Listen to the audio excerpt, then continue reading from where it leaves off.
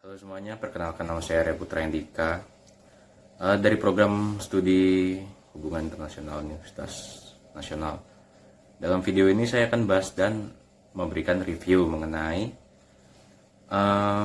konflik Israel-Palestina, salah satu isu paling panjang dan kompleks di kawasan Timur Tengah. Kalau kita lihat dari sejarahnya, akar konflik ini sebenarnya sudah muncul sejak abad akhir ke-19, tepatnya ketika muncul gerakan Zionisme pada tahun 1897. Gerakan ini muncul dari keinginan bangsa Yahudi untuk memiliki tanah air sendiri setelah mengalami diskriminasi di berbagai negara Eropa. Wilayah yang mereka pilih adalah Palestina yang saat itu masih berada di bawah kekuasaan Kaisaran Ottoman, yang dihuni oleh 3 agama besar, yaitu Islam, Kristen, dan Yahudi. Nah, situasi makin tegang setelah deklarasi Balfour tahun 1917, di mana Inggris menyatakan dukungan terhadap pendirian tanah air nasional bagi orang Yahudi di Palestina.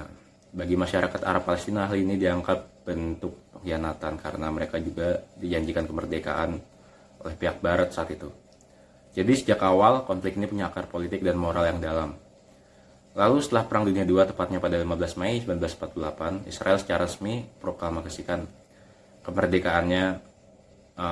Tindakan ini langsung memicu perang besar dengan negara-negara Arab di sekitarnya seperti Mesir, Yordania, Suriah, dan Lebanon.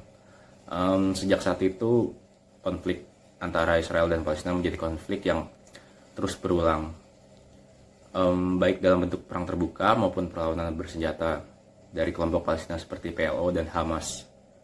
Kalau kita lihat dari perspektif teori hubungan internasional, konflik ini bisa dijelaskan dari 2 sudut pandang utama. Pertama, teori realisme yang memandang konflik ini sebagai